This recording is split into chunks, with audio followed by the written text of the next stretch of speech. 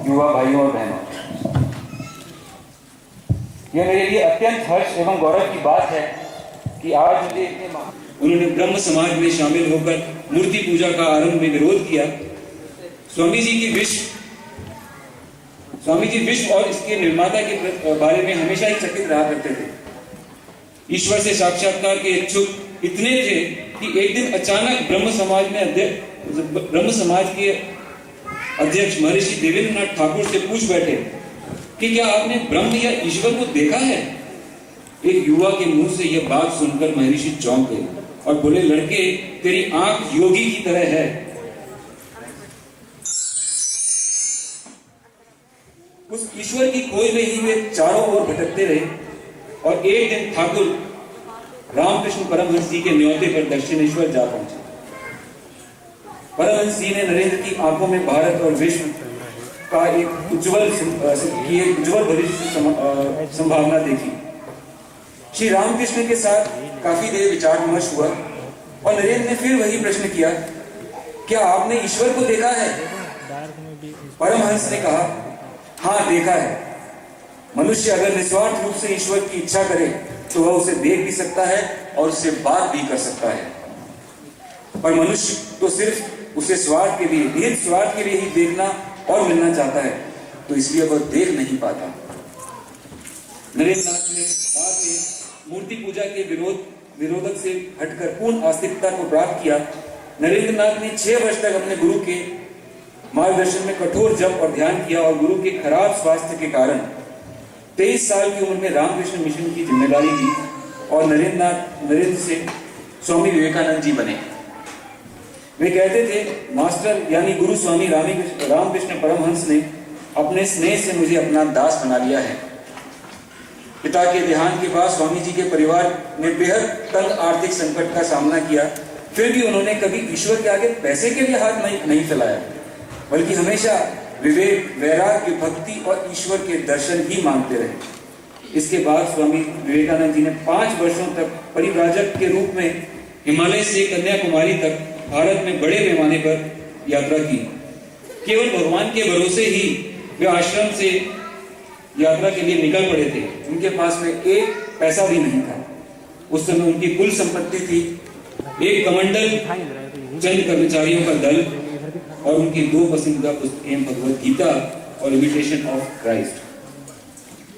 अपनी यात्रा में उन्होंने कई लोगों से मुलाकात की, जैसे कि पवहारी बाबा, खेतड़ी के महाराजा अजीत सिंह, बाल गंगाधर तिलक, मैसूर के महाराजा चामराजा वोडियार, जो बाद में स्वामी विवेकानंद जी के अनन्य शिष्य भी हुए।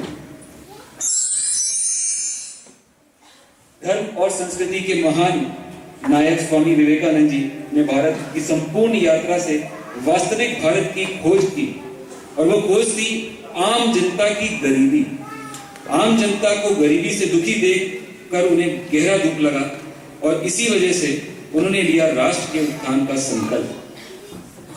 3 दिनों तक कन्याकुमारी में गहन साधना की और एक भारत का चिंतन किया कि सिर्फ अध्यात्म का उपदेश देना ही सही नहीं है, बल्कि देशवासियों की और मनुष्यता की सेवा ही सही अध्यात्म है। पर उन्होंने सोचा इसके लिए पैसों की जरूरत भी तो होगी, इसलिए उन्होंने पश्चिम जाने के बारे में विचार किया और भारत को जागृत और उन्नत किया जा सके इस बारे में चिंतन किया। यह भारत किस तरह से जागृत और उन्नत हो, जब उन्होंने सोचा तो पाया कि भारत की पश्चिम में सराहना के द्वारा से ही किया जा सकता है। वहां जाकर हिंदू धर्म के उच्च सिद्धांतों की व्याख्या द्वारा ही यह मुमकिन है। इससे विदेशों के अध्यात्म प्रेमी लोग भारतवर्ष के प्रति आकर्षित भी होंगे। 1893 में 30 साल की उम्र में स्वामी विवेकानंद शिकागो में विश्व धर्म संसद में भाग लेने के लिए अमेरिका के लिए रवाना हुए। अमेरिका में उन्होंने कई आरंभिक संघर्ष किए, क्योंकि स्वामी जी जुलाई में ही अमेरिका पहुंच गए थे, जबकि धर्म संसद सितंबर से हुई थी।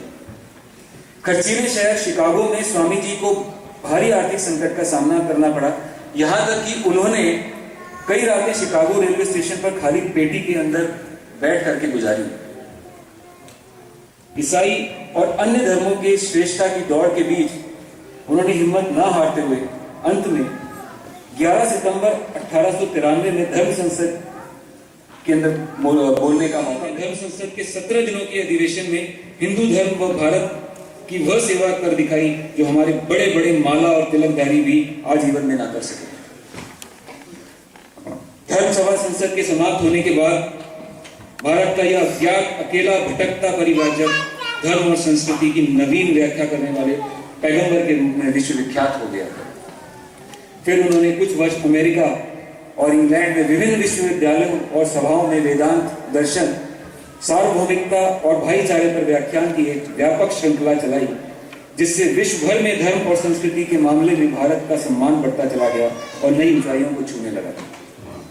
उन्होंने न्यूयॉर्क और इंग्लैंड में वेदांत सोसाइटी समूह की स्थापना भी की। सिस्टर निवेदिता, श्रीमती आलिया आदि को सहयोगी बनाया, जिन्होंने बाद में मिशन को आगे भी बढ़ाया और धर्म प्रचारकों के लिए एक स्थायी निवास बनाया। धर्म संसद की वजह से भारत और हिंदू धर्म की जो नई प्राण प्रतिष्ठा हुई थी, इस वजह से भारत में अंग्रेजी हुकूमत, उनसे खासकर पादरी और चर्च काफी ईर्ष्या करने लगे थे और समय समय पे स्वामी विवेकानंद को नीचा दिखाने का मौका भी तलाशते रहते थे। एक बार एक चर्च के किसी कार्यक्रम में वे आमंत्रित थे, जहां के पादरी ने उन्हें नीचा दिखाने के लिए भगवत गीता को अन्य धर्म ग्रंथों के सबसे नीचे दबा करके रख दिया और स्वामी जी के आने पर उसकी तरफ इशारा करके करते हुए कहा, देखो तुम्हारी गीता कहाँ पड़ी है। स्वामी जी ने बड़े ही सहज भाव से मुस्कुरा कर कहा, नींव मजबूत होने पर ही ऊपर की मंजिलें स्थायी और मजबूत होती हैं। पादरी का मुंह देखने लायक था। इसके बाद तो जैसे स्वामी विवेकानंद जी के कदम रुके ही नहीं और कुछ समय बाद उन्होंने अपनी पत्रिका जागृत भारत प्रबुद्ध भारत का प्रकाशन भी किया। इस चित्र के अंदर प्रथम पृष्ठ मार्च 1897 का है जो दिखाया जा रहा है, जो आगे चलकर ये पत्रिका काफी प्रसिद्ध भी। जीवन के उत्तरार्ध में सन 1899 में से 1902 में उन्होंने पश्चिम की कई यात्राएं की और सैन फ्रांसिस्को में वेदांत समाज की, जिसके हजारों लाखों की तादाद में आगे चलकर के शिष्य भी हुए। उन्होंने दिसंबर 1900 में बेलूर मठ में वापस आना स्वीकार किया और जीवन का बाकी समय भारत में प्रेरणादायक मार्गदर्शक मठवासी के तौर पर और शेष लोगों के सेवा में लगा दिया। सन 1900 से विवेकानंद जी का स्वास्थ्य निर्बल होने लगा था और अपना ज्यादातर समय वे ध्यान में लगाया करते थे। फिर भी जितना संभव हो पड़ता वे सार्वजनिक सेवा जरूर करते थे, इससे कभी चूके नहीं। इस तरह 2 साल बीत गए, सेहत से जूझते, ध्यान करते और मनुष्यता की सेवा करते। 4 जुलाई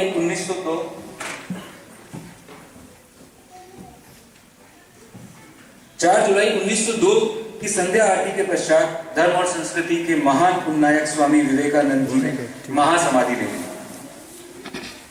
महासमाधि से पहले उन्होंने कहा था, यह हो सकता है कि मैं अपने शरीर के बाहर आकर के खुश हो जाऊं, किसी पहने हुए बाहरी परिधान की तरह उतारने जैसा समझे, लेकिन मैं कार्य करना बंद नहीं करूंगा, तब तक प्रेरित करूंगा जब तक पूरी दुनिया को यह पता न चल जाए कि उन्होंने विश्व के युवाओं में जागृति की एक नई लौ जगा दी। आज जब संचार साधन की क्रांति का युग है, आज अगर एक और स्वामी विवेकानंद जी आ जाएं, तो वे 12 साल में 1200 साल की जागृति ला सकते हैं। ऐसा हो सकता है और क्यों नहीं हो सकता। आज स्वामी विवेकानंद जी के 150वें जन्मदिन पर आइए हम सब हाथ आगे बढ़ाएं, एकजुट हो जाएं और मन में जल रही चिंगारी से दिया जलाएं और भारतवर्ष के उत्कर्ष के लिए, युवा उत्कर्ष के लिए दिए से दिया जलाएं। वंदे मातरम।